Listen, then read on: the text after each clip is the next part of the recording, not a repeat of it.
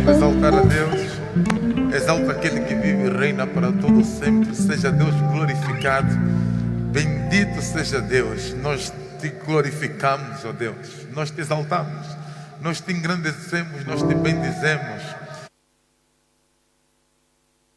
Ó Deus, és digno de honra, glória, louvor e adoração. A nenhum outro nome nos foi submetido a tanta adoração. A ti, Deus, honra, glória, louvor e toda a adoração para sempre. Este é o dia que fez o Senhor e nós nos alegramos nele, nos alegramos no Deus da nossa salvação. Se aí na sua casa você pode engrandecê-lo, onde você estiver, em frente desse dispositivo, esqueça tudo que está à sua volta, esqueça quem está do seu lado, esqueça o ambiente que você está, faça uma loucura para Ele, exalta a Deus, engrandeça Ele, porque Ele é digno. Toda honra, toda glória, todo louvor, toda adoração seja dada a Ele. Celebre a Deus, que Ele é digno de celebração. E aproveite esse momento de celebração e convido outras pessoas também para celebrar a Cristo conosco, celebrar o Senhor neste dia de domingo, neste dia 21 de junho de 2020. Celebrar a vida. Você sabia que hoje, dia 21, o calendário maia apontava o fim do mundo? Ou seja, tem um grupo de pessoas, os maia, que apontavam que hoje seria o fim do mundo. E para a desgraça de todas as expectativas dele, nós estamos aqui prontos, vivendo e glorificando o nome do Senhor Jesus Cristo. É suficiente para você celebrar a Ele outra vez. Graças a Deus. Você pode convidar algumas pessoas para participar deste culto. Receba os nossos cumprimentos e cumprimentos de todos que adoraram aqui com a paz do Senhor Jesus Cristo. E você pode agora mesmo convidar outras pessoas para fazer parte deste culto. Simples. Envie o link para alguém, partilhe o link desta transmissão com alguém e faça ele participante deste culto. Antes mesmo que nós vamos para a palavra, você pode fazer essa partilha, já que a Bíblia Sagrada diz, Jesus Cristo que disse, o reino dos céus é semelhante a uma mulher que, achando a sua dracma, corre para ir buscar as suas amigas e dizem, veja que eu encontrei a dracma perdida. Ou seja, quando você descobre o reino de Deus, não tem como guardar para si só. Você tem a tendência de partilhar. Então partilhe para que toda a gente conheça quem é o Cristo que nós servimos, que nós buscamos e na fé nós prosseguimos. Esta semana, querendo Deus, conspirando a favor o governo desta nação, nós estaremos de volta. Claro, nós estamos à espera da confirmação. De qualquer das formas, o decreto da situação de calamidade aponta que dia 24 comece. E se assim for melhor, nós não teremos culto aqui no dia 24, nós teremos aqui o culto no dia 28, ou seja, no dia de domingo. Dia 24 já está proclamado um jejum nacional, proclamado pelo nosso representante legal, reverendo Francisco Domingos Sebastião, por um jejum nacional de 24 horas, e os termos dos quais depois teremos a oportunidade de passar aqui. Agora, se você tiver um texto bíblico aí, se você tiver uma Bíblia Sagrada, eu quero ler em dois textos. O primeiro texto se encontra em Mateus capítulo de número 5. E o segundo se encontra no livro de Romanos, capítulos de número 20, amém, capítulo de número 8, assim que está certo, versículo número 37. Primeiramente Mateus, capítulos de número 5, conhecido como o Sermão das Bem-aventuranças, dos sermões mais longos de Jesus e obviamente mais lindo. Versículos de número 1. Está assim escrito: vendo a multidão, subiu a um monte e assentando-se aproximaram dele os seus discípulos e abrindo a sua boca os ensinava e pregava o seguinte: bem-aventurado os pobres de espíritos, porque deles é o reino dos céus. Bem-aventurados que choram, porque eles serão consolados. Bem-aventurados os mansos, porque eles herdarão a terra. Bem-aventurados que têm fome e sede de justiça, porque eles serão fartos. Bem-aventurados os misericordiosos, porque eles alcançarão misericórdia. Bem-aventurados limpos de coração, porque eles verão a Deus. Bem-aventurados pacificadores, porque eles serão chamados filhos de Deus. Bem-aventurados os que sofrem perseguição por causa da justiça, porque deles é o reino dos céus. Bem-aventurados sois vós, quando vos injuriarem e perseguirem, e mentindo disserem todo o mal contra vós por minha causa. Para terminar, versículo número 12: exultai e alegrai-vos, porque é grande o vosso galardão nos céus, porque assim perseguiram os profetas que foram antes de vós. Quero associar esse texto para parafrasear Romanos capítulos de número 8. Diz que versículos de número 37, vamos começar no versículo de número 35. Romanos capítulos 8, versículos 35. Olha o que diz as Escrituras: quem nos separará do amor de Cristo? A tribulação, ou a angústia, ou a perseguição, ou a fome, ou a nudez, ou o perigo, ou a espada. Quantas coisas Paulo mencionou aqui? 7 coisas. Primeiro, ele pergunta: a tribulação, 1, a angústia, 2, a perseguição, 3, a fome, 4, a nudez, 5, o perigo, 6, a espada, 7. Como está escrito, e aqui ele vai fazer menção do Salmo 66. Como está escrito: por amor de ti somos entregues à morte todo dia, e fomos reputados como ovelha para o matadouro.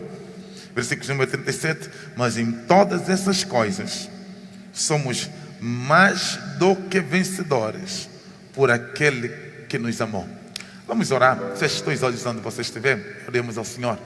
Eterno, nós glorificamos o teu nome por mais uma vez ouvimos a sua palavra e somos participantes dela.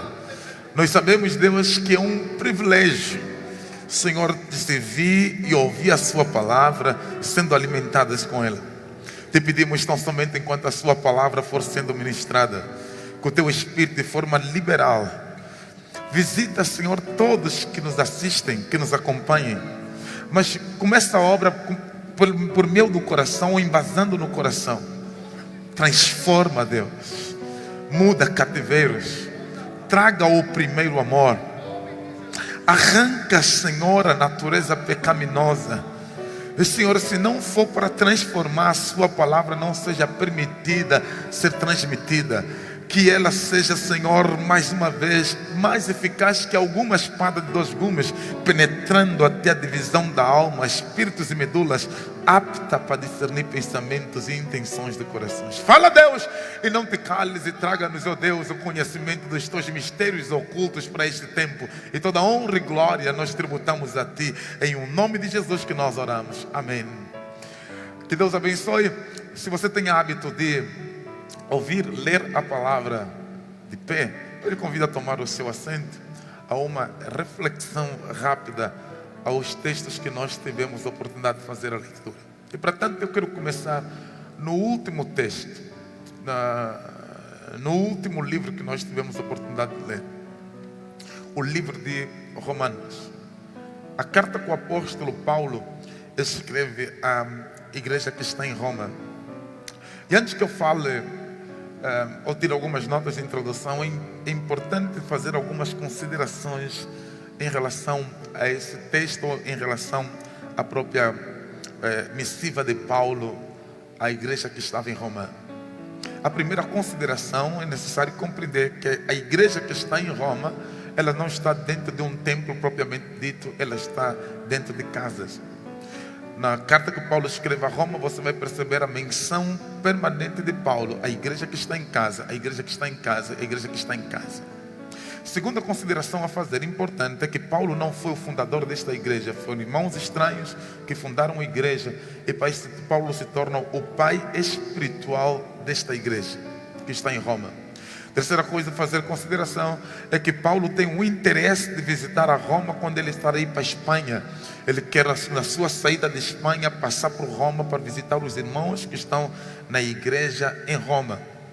A quinta consideração também que acho pertinente fazer sobre esse texto de Romanos é que a maior parte dos reformadores, não dizer os reformadores, mas impactante, eles basearam toda a sua visão teológica e doutrinária no livro de Romanos. como por exemplo, quando nós ouvimos falar de Martinho Lutero, o capítulo número 8 foi a base de Martinho Lutero para fazer a sua defesa. Quando nós falamos ou ouvimos falar de Calvino, francês, toda a base da sua retórica foi baseada no capítulo número 9. Quando nós falamos do Calvino, a base da nossa doutrina arminianista, toda a sua base foi feita no capítulo de número 9. Para dizer, em sexta consideração, que o livro de Romanos é o legado mais vivo doutrinário que a igreja tem nos dias atuais. Não tem como estabelecer uma doutrina sem o livro de Romanos. O livro de Romanos é a base doutrinária da igreja, específico da base doutrinária de vários reformadores que tiveram a oportunidade de estudar a Bíblia Sagrada. E é importante falar isso porque nós vamos fazer menção dele, vamos fazer base da nossa mensagem e tendo como o respeito, claro, essa objetividade da doutrina que se encontra no livro de Romanos, mormente no capítulo de número 8. E quando Paulo escreve essa carta com interesse de passar em Roma na sua viagem para a Espanha, também é necessário dizer aqui, para você compreender todo o contexto com que Paulo fala sobre isso, nós estamos no primeiro século da era cristã, e nesse primeiro século quem está como imperador é Nero. E a política toda de Nero, de perseguição à igreja, ou ainda a sua política social, passa por uma grande perseguição, quer à igreja, quer aos judeus. Os judeus estavam a viver sérios problemas por conta de Nero. Nero, ele detesta a igreja, ele quer destruir a igreja. E tem aqui algumas coisas que a igreja está a passar, algumas dificuldades que a igreja está a viver, que a igreja está a enfrentar, que Paulo vai trazer agora uma mensagem carregada de um coloquialismo para situar os irmãos que estão na igreja de Roma. Por essa razão é que Paulo fala de nudez, porque se nós formos trazer essa mensagem para os dias atuais, certamente a nossa pergunta será: quem passa nudez hoje? Por que Paulo fala de nudez? Porque Nero tinha como uma das suas políticas de perseguição à igreja colocar os crentes nus. Então Paulo fala desses 7 inimigos de nudez. Ele também fala de morte por causa da forma agressiva com que Nero estava a levar os irmãos da igreja de Roma para a morte. E não somente Paulo fala de morte, Paulo fala da espada, porque algumas pessoas, as suas cabeças foram degoladas, e ele fala da espada. Por essa razão é que nesse texto Paulo vai citar algumas coisas que aparentemente não têm uma aplicação, um enquadramento com aquilo que nós vivemos, todavia faz parte daquele tempo. Aqui no versículo de número 35, ele diz: quem nos separará do amor de Cristo? A tribulação, porque a igreja começou na tribulação. E ele ser um bocadinho mais profundo, a angústia, obviamente que essa angústia é em decorrência da tribulação. E depois ele fala da perseguição, que era o comum, o dia a dia da igreja. E algo que nos chama a atenção é que Paulo, nesse mesmo texto, no capítulo número 8, só faz 3 perguntas envolvendo quem, ou seja, procurando quem faria a oposição. Ele pergunta quem nos separará do amor de Cristo, mas ele também pergunta quem intentará acusação contra o escolhido de Deus. Ele também pergunta quem os condenará. 3 quem que Paulo apresenta nesse texto para mostrar de facto o quem é que tem a supremacia de todas essas coisas. E quando nós olhamos para o versículo número 37, que Paulo diz que nós somos mais do que vencedor, a palavra mais do que vencedor no português, ela parece um tanto quanto longa, mas quando você vai para o original, quando você vai para o grego, a língua que foi escrita o livro de Romanos, você vai perceber que a expressão é hipernikaor, uma única expressão que significa somos mais do que vencedor. Essa palavra hipernikaor é uma palavra aglutinada. Tem um hiper e tem um nikaor. Quando ele está a falar de hiper, ele está a falar alto. Ele está a falar de mais. Ele está a falar de supremacia. Se nós pudéssemos enquadrar esta palavra para o tempo atual, você vai entender que ela faz parte do seu vocabulário dia a dia. Você tem um supermercado, você tem um mini mercado, você tem um hipermercado. O hipermercado é maior do que mini, é maior do que mercado. É a palavra grega hiper é maior, é superior, está acima, é uma dimensão incomparável. Então a conotação aqui no grego é a incomparabilidade que tem a ação de Cristo na vida do homem. Ou seja, nós somos para a visão de Paulo, nós somos Nikaor. Mas quando você vai para a palavra Nikaor, você vai estar muito mais assustado, porque o Nikaor está ligado à deusa Nik. Quando ele está a falar que nós somos Nikaor, ele está a dizer que nós somos maior do que a deusa daquele tempo, que amedrontava os judeus e que constituía a mitologia romana daquela altura. Toda a mitologia do misticismo romano estava centrada em uma deusa chamada Nik. Quando ele fala que Nikaor, ou seja, Nikaor, ele está a dizer que nós somos maior do que qualquer ação das trevas, de qualquer força das trevas. Nós somos mais do que vencedor. Então Paulo está a colocar aqui uma separação, que ele está a dizer é incomparável aquilo que nós somos se olharmos os nossos opositores. Paulo está a dizer que é incomparável aquilo que Cristo fez quando levado à luz da comparação com os nossos inimigos. Paulo está a dizer que não tem uma linha de comparação, não tem uma linha de entendimento. Aquilo que o Senhor nos constituiu, pega em tudo aquilo que o inimigo coloca de lado, e não tem como haver uma linha de comparação. Então você percebe aqui que o Paulo está preocupado em aconselhar a igreja de Roma, que está preocupada com esses 7 inimigos. Tá? Esses 7 inimigos têm a espada, tem o juízo, tem a fome, tem a condenação, tem a perseguição. São 7 inimigos que Paulo cita aí. E ele diz assim: em todas essas coisas nós somos mais do que vencedor. E repara que Paulo não diz que em todas essas coisas vocês não passarão, em todas essas coisas vocês não enfrentarão, vocês não vão enfrentar essas coisas, vocês não terão necessidade de passar por essas coisas. Paulo diz: em todas essas coisas nós somos mais do que vencedor. Esta palavra de Paulo aqui, que em todas essas coisas nós somos mais do que vencedor, nos aponta para uma necessidade de enfrentarmos os 7 perigos apresentados por Paulo. Não tem como vencer se você não entrar na disputa. Não tem como ganhar se você não entrar na luta. Não tem como sair vencedor se você não enfrentar o inimigo proposto por Paulo. Então Paulo está a dizer que vocês podem estar a viver essa pressão de Nero. Nero levantou-se com toda a raiva contra os crentes, está a perseguir a igreja, está a criar morte, está a cortar a cabeça dos crentes. Mas independentemente disso, nós já temos uma vitória que é certa.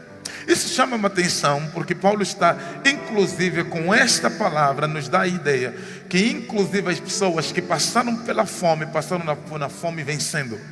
Inclusive as pessoas que foram cortadas a cabeça, eles, embora a sua cabeça foi degolada, mas eles venceram. Por essa razão que diz que em todas estas coisas somos mais do que vencedor. A outra coisa que nos chama a atenção, ainda dentro de uma nota introdutória à mensagem, é que Paulo pergunta 3 vezes quem. Quem é que vai condenar, acusar um escolhido de Deus? Quem intentará acusação contra um escolhido de Deus? E o próprio Paulo vai respondendo em cada uma dessas questões. A necessidade de Paulo é acalmar a igreja que está vivendo um momento difícil. Ele está dizendo: quando você for levado a tribunal, lembra-te que você está diante de um juiz terreno, mas nós temos um juiz que está acima de todas as coisas. O seu julgamento está a ser feito lá em cima dos céus. Quem tentará acusação contra um escolhido de Deus? E depois ele pergunta: quem condenará? Quem terá a coragem de condenar um escolhido de Deus? E depois Paulo, claro, vai fazer menção. Quem sabe uma das coisas que me faz amar em Paulo é exatamente esse aspecto que está intrínseco em todas as suas cartas. Toda vez que Paulo escreve uma carta, ele embasa a sua carta nas escrituras. E é por essa razão que ele vai fazer menção do Salmos número 66. Ele diz assim: como está escrito. Como está escrito, ou seja, aquilo que eu estou a lhe falar não é falácia, não é arguição filosófica, não é conhecimento social, não é aprendizado do dia a dia. Aquilo que eu estou a lhe falar é palavra, está escrito. Eu embasei tudo aquilo que eu lhe falei na palavra. A palavra nos confirma a vitória que nós teremos. A palavra nos confirma que nós somos mais do que vencedores. Por que Paulo foi colocar a base na palavra? Porque quando nós trouxemos essa questão de vitória, quando nós trouxemos essa questão de triunfo, quando nós trouxemos essa questão de vencer, algumas pessoas dissociam a vitória do Evangelho. Então Paulo está a dizer, para que você não pense que eu estou a falar por mim mesmo, eu estou a dizer baseado na Escritura, como está escrito. E quando Paulo diz o que está escrito, ele menciona um ato que acontece todos os dias. Somos entregues todos os dias à morte, mas todos os dias nós também temos livramento. Essa aplicação de Paulo tem tudo a ver, uma ligação completa com Mateus capítulo número 5, quando Jesus Cristo chama agora os seus discípulos para fazer ou para ministrar o sermão da montanha. Jesus vai colocar toda a sua direção na conduta do indivíduo. Jesus vai esvaziar o sentimento orgulhoso do judeu, de pelo facto de ser filhos de Abraão, terem acesso direto às bênçãos todas que eles quisessem. Jesus vai retirar essa posição privilegiada do indivíduo, de sentir-se que tem Deus e ele pode fazer tudo. Então Jesus Cristo vai sentar na conduta do indivíduo. Jesus vai contrariar vários pensamentos dos os judeus. Jesus vai contrariar todos os pensamentos dos fariseus. Jesus Cristo vai contrariar todos os pensamentos dos escribas. Jesus Cristo vai contrariar o pensamento da cultura, da religiosidade, do misticismo judaico. Jesus vai começar a quebrar todas as suas bases teológicas e doutrinárias. Na mensagem que ele vai fazer do monte, ele vai contra todo o pensamento religioso dos judeus. Então a Bíblia vai dizer que Jesus Cristo sobe no monte, diante dele está o grande mar da Galileia, e a Bíblia diz que o povo inteiro seguiu para ouvir a Jesus. E Jesus senta, e quando ele está sentado, ele vai trazer uma mensagem que vai ser difícil de digerir nos próximos dias. Olha a mensagem que Jesus Cristo vai trazer. Jesus Cristo disse: bem-aventurados sois vós. Repara, bem-aventurados os pobres do espírito, porque deles é o reino de Deus. Isso vai contrariar todo o pensamento judaico, já que o pensamento judaico acredita que pelo facto dele ter Deus, então ele é rico no espírito. E aqui Jesus Cristo estava a trazer uma grande diferença entre aqueles que têm tudo e confiam nas suas coisas e aqueles que não têm nada e confiam em Deus.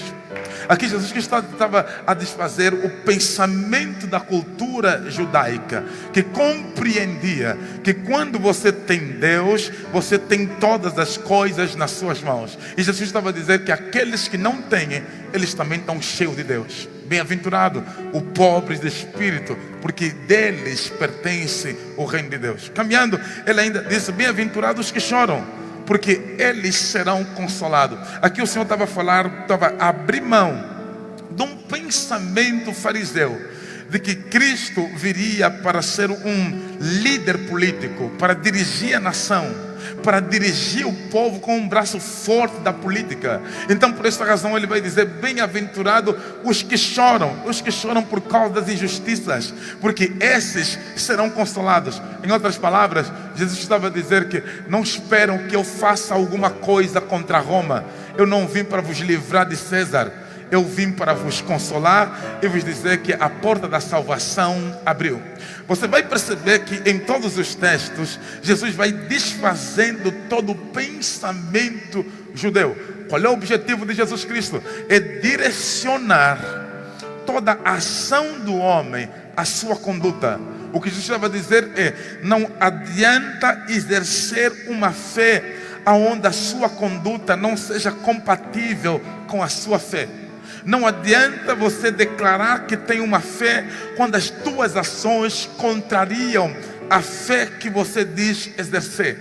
Não dá para viver simplesmente de se mostrar ou de aparecer. É necessário ter compromisso com aquilo que você fala, com aquilo que você ministra, com as escrituras que você acabou de ler. Por esta razão, ele vai direcionar a conduta. Isso é interessante para os dias atuais, porque nos dias atuais nós estamos desvalorizar nossa conduta em detrimento do jejum, da oração, do glória a Deus e da aleluia, ou dos aleluias. Se nós estivermos em oração, se nós estivermos em jejum, é suficiente para vencer. E Jesus Cristo disse: aqui eu preciso de adequar a sua atitude, a sua ação, a sua conduta à palavra de Deus, porque dura coisa, e eu gostaria que você multiplicasse a sua atenção a partir de agora, que eu quero entrar, dar algum espaço à mensagem. Dura coisa é você ser grande, ou seja, é ter um grande homem em um espaço pequeno, ou um pequeno homem em um espaço grande. Dura coisa é você ter uma estrutura pequena para segurar uma grande coisa. Na verdade, o que Jesus estava a dizer, e que o Paulo corrobora, é que concorda com Jesus Cristo: o que forma um indivíduo, o que traz a estrutura o indivíduo, o que traz a forma o indivíduo, são as lutas, são as perseguições, são as guerras, são as oposições, é a espada, é a ameaça da morte. Tudo isso é que traz a estrutura em um homem. É quase que difícil, ou melhor, eu não lhe aconselho a ser galinha em posição de águia. Vou repetir: não lhe aconselho em ter uma estrutura de galinha e ficar em uma posição de águia. Se você for uma galinha em posição de águia, vai morrer, porque não está habituada com a altura, não consegue suportar a altura, não consegue manter voo. Se pegarem uma galinha, colocar ela nos ares, ela tem asa, mas ela não consegue voar, porque o fato de ter asa não significa que consiga fazer voo. O fato de ter asa não significa que consiga ser uma predadora do nível de uma águia. O que é verdade é que nós temos várias galinhas tentando ser águia, e temos algumas águias que infelizmente estão a ser galinha por causa do meio que se encontram, sendo influenciada por galinha. Galinha jamais vai conseguir estar em uma estrutura de uma águia. Para quem foi preparado para estar na posição da águia, então tem que se preparar com os perigos que tem a altura. A altura não é para qualquer pessoa. A altura é para gente que tem equilíbrio, que consegue controlar as suas emoções. A altura é para gente que tem intensidade, não é para gente que tem emoções. Emoções não é para pessoas que querem altura. A altura é para gente que tem equilíbrio nas suas emoções. Veja como Jesus Cristo desafia. Diz assim: bem-aventurados sois vós. Significa feliz sois vós quando vos perseguirem. O que ele está a dizer? Seja feliz, se satisfaça com a perseguição. Quando você vir uma perseguição na sua vida, faça festa, louve o nome do Senhor, engrandeça, começa a buscar a Ele com intensidade. O que o Cristo está me propor é que quando Ele quer abençoar, afinal, Ele dá lutas. Ou seja, quando Ele quer abençoar, Ele não dá rebuçados. Eu disse rebuçados, né? Ok. Ele não dá rebuçados, Ele dá lutas. Quando Ele quer fazer algo na vida de alguém, Ele permite que algumas espadas entrem na vida do indivíduo, algumas oposições entram na vida do indivíduo, para que ele seja abençoado. Por mais que você tenta ensinar uma galinha a voar, nunca vai voar. Eu vou repetir: por mais que você tente ensinar a galinha a voar, ela não vai voar, porque não foi feita para voar. E quando você vai colocar a galinha no lugar da águia, vai ser catastrófico. E quando você colocar a águia no lugar da galinha, também vai ser catastrófico. A águia não foi feita para ficar trancada. Águia foi feita para estar solta. Águia não foi feita para ser limitada pelos muros. Águia foi feita para andar sem limites. E andar sem limites também significa estar preparado para enfrentar tudo. Quando Paulo fala acerca das lutas, ele não aponta para você depositar todas as coisas somente em Cristo. Ele diz assim: você precisa de compreender que ninguém vai acusar. Cristo é quem nos justifica. Você também precisa de compreender que é você que vai enfrentar essa luta sozinho. Em todas essas coisas, hipernicaor. Nós somos maior. Lembra que eu disse hiper? Hiper significa mais. Hiper significa alto. Hiper significa dimensões mais altas, lá em cima. Eu não estou a trazer a ligação à águia em vão. Eu estou a trazer embasado no texto. Hiper significa alto. O que a Bíblia me está a dizer é que aquilo que você chama de luta e guerra está muito abaixo de si. Você é mais alto, você é maior, você está acima. É hipernicaor.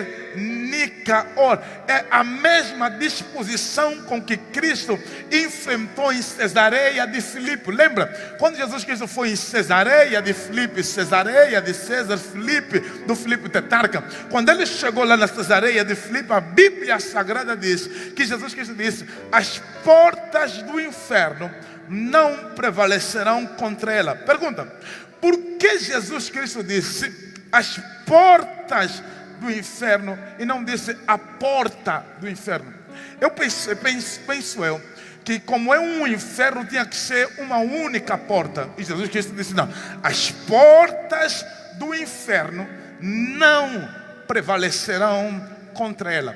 Se você quiser estudar, vai estudar. Você vai perceber que no livro de Apocalipse, nos céus, existem muros à volta e só existe uma porta. Não existe várias portas. Nos céus existe uma única porta. Jesus Cristo disse: eu sou a porta. Não disse eu sou as portas. Então no céu existe uma porta. Quando se trata do cristianismo, existe uma única porta. Mas quando ele está falando do inferno, ele diz: as portas do inferno não prevalecerão contra ela. Por que ele disse as portas do inferno não prevalecerão contra ela? Porque Jesus estava em Cesareia de Filipe. Em Cesareia de Filipe tem vários deuses. Um dos deuses é o Pan. Mas para além do deus Pan, existem outros deuses da mitologia grega e romana. Entre os deuses que se encontravam naquele lugar, eram mais ou menos 5. Esses aqui eram todos embasados, escuta isso, em toda a sistematização do governo romano.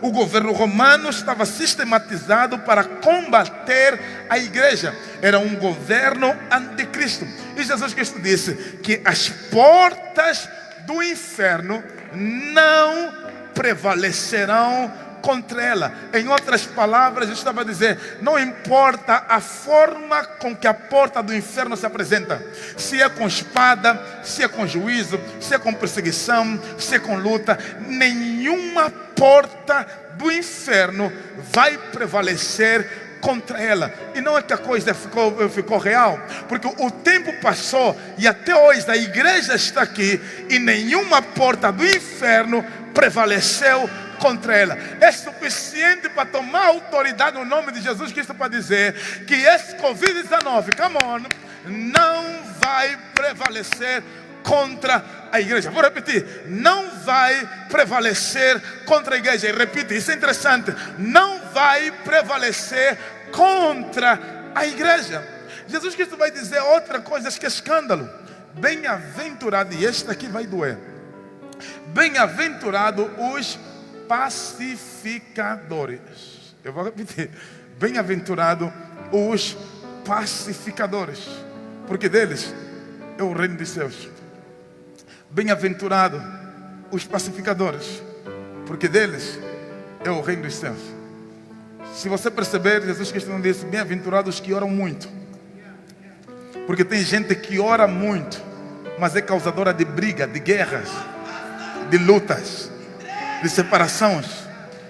Ele não diz bem-aventurados os frequentadores de igreja, porque tem frequentador de igreja que não está convertido, não está transformado, não tem a conduta. Ele não disse bem-aventurados os jejuadores, também não, porque tem gente que jejua hoje e amanhã está perseguindo outra pessoa. Nem disse bem-aventurados os que anunciam a minha palavra, porque esses anunciam, mas também podem ter outras condutas erradas. E nem disse bem-aventurados os que nesse tempo de Covid estão a fazer várias lives, porque não adianta anunciar aí e não conformar a sua atitude. Ele disse bem-aventurado os pacificadores. pacificadores. O que criam paz, não os que criam guerra, não os que levam fofoca, não os que levam invenções, não os que criam dissensões. Oram muito, jejuam muito, falam em línguas estranhas, mas criam problemas. A família já não lhe suporta por causa dos problemas que criam. Em todo o meio que frequentam, criam separações. As pessoas já não suportam por causa das guerras. E dizem: bem-aventurados pacificadores, o que criam paz. O que está a dizer é que não adianta você orar tanto, mas se você não consegue transmitir paz, carregar paz, levar a paz aonde você está, promover a paz aonde você está, não promover a guerra. Antes de você abrir a boca para falar alguma coisa, pergunta: aquilo que eu vou falar vai edificar alguém? Aquilo que eu vou falar vai trazer paz ou vai trazer guerra? Aquilo que eu vou falar vai abençoar alguém ou vai amaldiçoar alguém? Aquilo que eu vou falar vai separar pessoas ou vai unir pessoas? Se a resposta for não, então cale a tua boca. Pelo amor de Deus, você vai estar fazendo um serviço ao Evangelho quando você cala a boca, fecha a boca. Bem-aventurado os pacificadores. Tem pessoas que por falta dessa paz fez amizades se destruírem, porque não foi pacificadores, criou guerra. Tem pessoas que por falta de ser pacificadores fez gente sair de igreja, inclusive porque ele não é pacificador. Ele não é pacificador, melhor, ele cria guerra. Deus livra-nos de ter gente que entra no nosso meio para criar dissensão. Que o Senhor livra a tua casa, livra a sua família de pessoas que são injetadas para separar a sua família. Eu profetizo em nome de Jesus Cristo que o Senhor vai levantar pacificadores na tua casa, pacificadores na sua vida, no meio das suas amizades. Bem-aventurados os pacificadores, porque deles é o reino dos céus. E a outra que me chama a atenção é que Jesus Cristo disse: bem-aventurados os misericordiosos. Quando Jesus Cristo disse bem-aventurados os misericordiosos, Ele está dizendo: bem-aventurados os que sabem perdoar, bem-aventurados os que sabem tirar do coração. Felizes são os que não carregam a mágoa. Felizes são os que não olham para trás. Felizes são os que não consideram o que os outros fazem. Felizes são aqueles que têm alvo. Porque quem tem dificuldade de perdoar, perdeu o alvo há muito tempo. Paulo diz assim: uma coisa eu faço, é que eu deixo as coisas que para trás ficam. Agora eu tenho que ir para o alvo. Se você não deixa as coisas que estão atrás. E quando nós falamos de questão de perdão, quando nós falamos de pessoas que têm dificuldade de perdoar, são pessoas que estão com o olho atrás. São pessoas que estão com o olho nas coisas passadas. Gente que quer uma alta posição. Escuta isso, esse é um conselho para alguém. Se você deseja ser número 1, está na frente, se você deseja altas posições, você precisa de ter um coração perdoador. Porque para você passar para a posição número 1, você vai encontrar gente dura de coração. Você vai enfrentar gente que vai lhe falar mal. Você vai enfrentar gente que vai fazer de tudo para lhe matar. Se você não tiver um coração perdoador, você nunca vai conseguir alcançar aquela posição, porque você vai ficar a discutir coisas fúteis, coisas insignificantes. Você vai estar com o coração: mas eu estou magoado, eu estou magoado, eu estou magoado. A tua mágoa não pode ser maior do que o teu alvo. A tua dor não pode ser maior do que o teu objetivo. Se você coloca a dor em cima do objetivo, você não vai a lado nenhum. Coloca na sua dor, coloca para trás. Faça como Paulo: uma coisa eu faço, vou deixar as coisas que para trás ficam. Quais são essas coisas? A perseguição, o açoite que ele sofreu, a situação de quase morte que ele enfrentou, a forma humilhante que ele suportou a viagem para Roma. Ele diz: todas essas coisas eu faço, coloco para trás, porque eu tenho um alvo. Como eu tenho um alvo, essas coisas não me fazem diferença. Se alguém falou mal ou não, perdoo, eu tenho um alvo. Se alguém está com planos de lhe destruir, perdoa, você tem um alvo.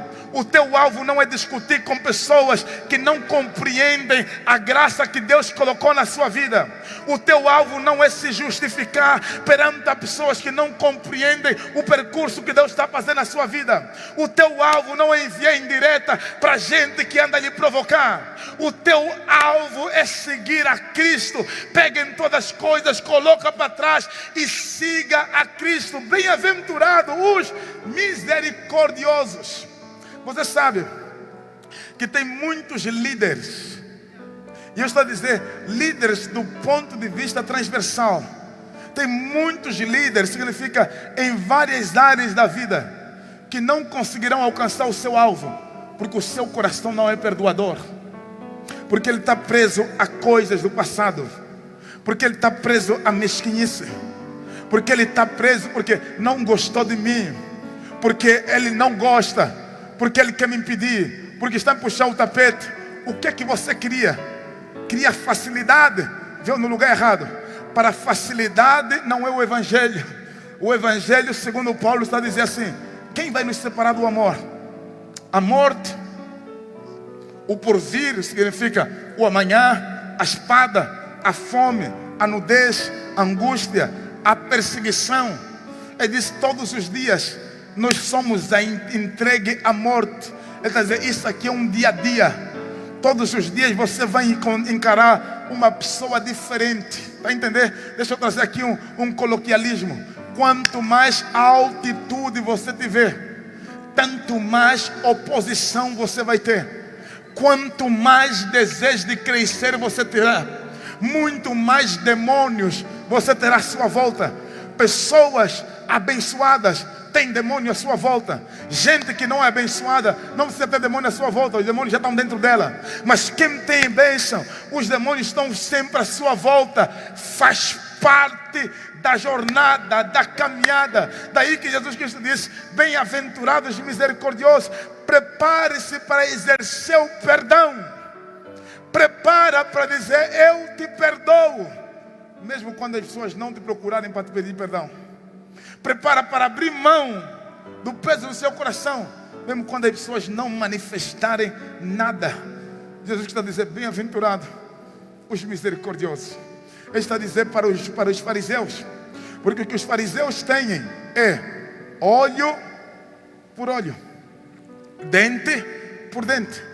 Quem com a espada mata, com a espada morrerá. Então, para o fariseu, essa coisa de perdão não existe. Se fez alguma coisa contra mim, eu vou lhe responder na mesma dimensão, olho por olho. E Jesus está a dizer: bem-aventurado os misericordiosos. Amanhã, quando você chegar na sua instituição, abraça quem ontem ou quem na sexta-feira tentou lhe prejudicar de toda forma. Lhe dá um abraço e um beijo, diga: eu te amo. Glórias a Deus, aleluias. Eu te amo, eu te perdoo em o nome de Jesus. E isso não é para qualquer um. Esta aqui é só para os bem-aventurados. E por último, Jesus Cristo vai dizer: exultai-vos e alegrai-vos nesse dia, porque é grande o vosso galardão. Quando a Bíblia Sagrada está a falar de galardão, está a falar de recompensa.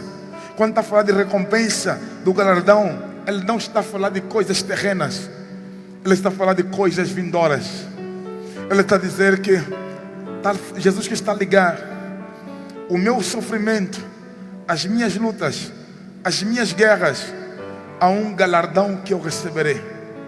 Jesus está a dizer que há aqui ações que não são visíveis aos meus olhos, mas que tem uma grande influência naquele grande dia, quando eu serei recebido nos céus. Fará parte dos meus galardões. Quando eu senti que eu vivi tudo isso, suportei, perdoei, ultrapassei todas essas circunstâncias, considerei quem me odiou, abracei quem me aborreceu, não persegui quem me perseguiu, exerci de misericórdia, exultei e agradeci a Deus pela perseguição. Agora eu tenho bem certeza que o meu galardão lá em cima é grande. E no mesmo capítulo número 8, antes do versículo 35, versículo 28, Paulo diz assim: todas as coisas, eu vou repetir, todas as coisas, elas contribuem, elas cooperam, elas ajudam, elas incentivam, elas promovem juntamente, não separados, juntamente, para o bem e não para o mal, para o bem daqueles que amam a Deus. José disse: o bem que vocês o mal que vocês me fizeram foi o bem que vocês me trouxeram. Quando alguém está a maquinar e construir o mal contra si, creia, é o bem que estão a fazer. Toda vez que eu fui tremendamente abençoado, foi nos períodos que eu mais sofri guerras, lutas, perseguição. Eu agradeço, aqui abertamente, escute bem, por favor. Eu agradeço a todos que um dia perseguiram, me falaram mal. Muito obrigado, porque eu não seria abençoado se não passasse por isso. Se você não aprender que a tua bênção passa por essa luta, por esta guerra, não peça: Senhor, livra-me disso. Peça para o Senhor: livra-me nisso. Ou seja, o Senhor te dá livramento durante a luta.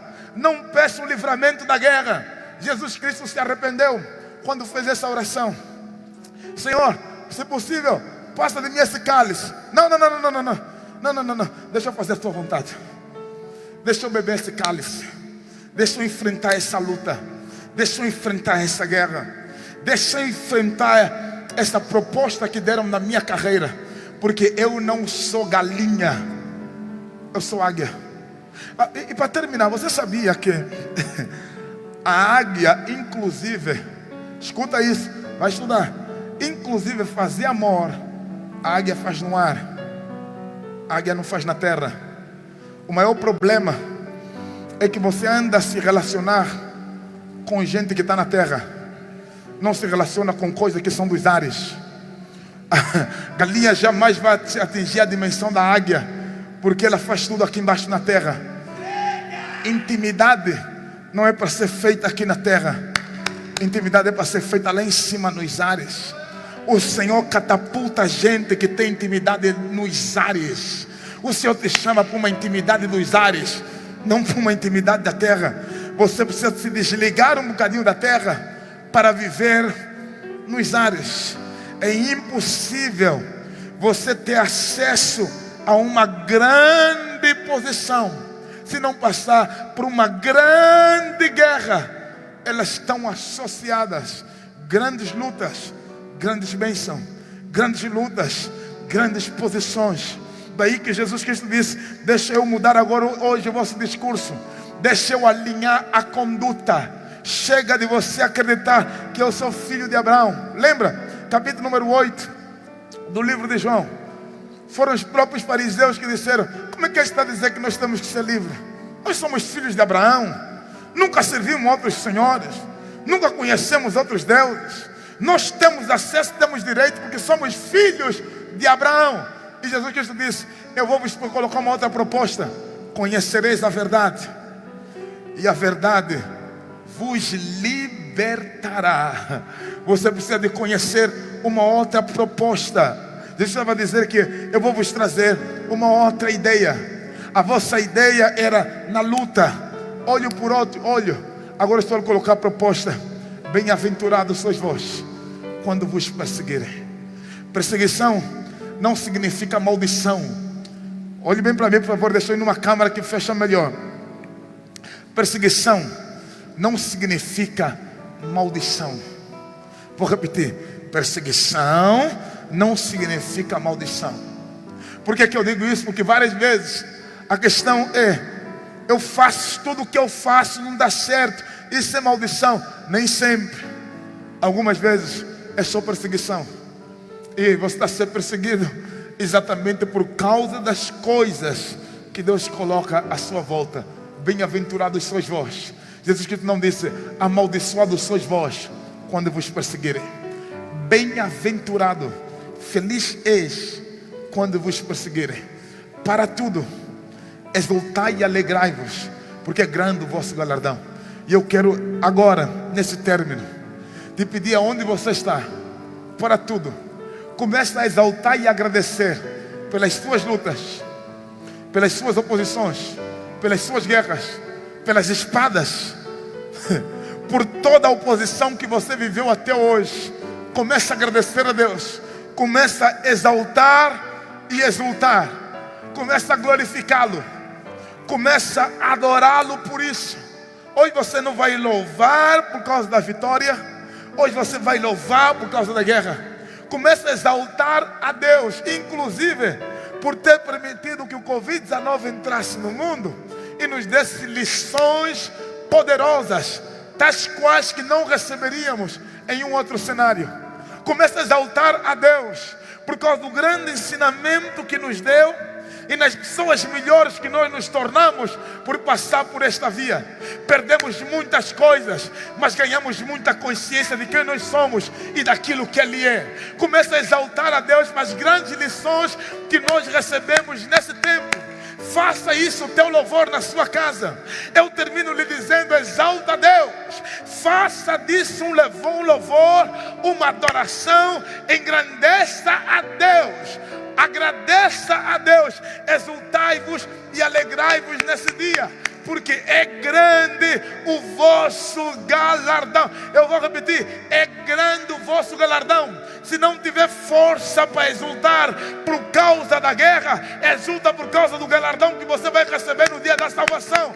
Exultai e alegrai-vos, porque é grande o vosso galardão. Aí onde você está, se quiser dobrar o joelho, dobra. Se quiser levantar as mãos, levanta as mãos. Mas exulta a Ele. Exulta e agradece a Ele. Glorifica a Ele. Em o nome de Jesus Cristo, eu lhe convido a abrir a sua boca e fale com Ele, para a glória do seu santo nome. Tem música aqui? Eu preciso que me ajudem, por favor. Já tinham que estar aqui vocês há muito tempo. Eu preciso que vocês me ajudem a exaltar e glorificar a Deus em o nome de Jesus Cristo. No lugar onde você está, exalta a Deus. Exulta a Deus em o nome de Jesus.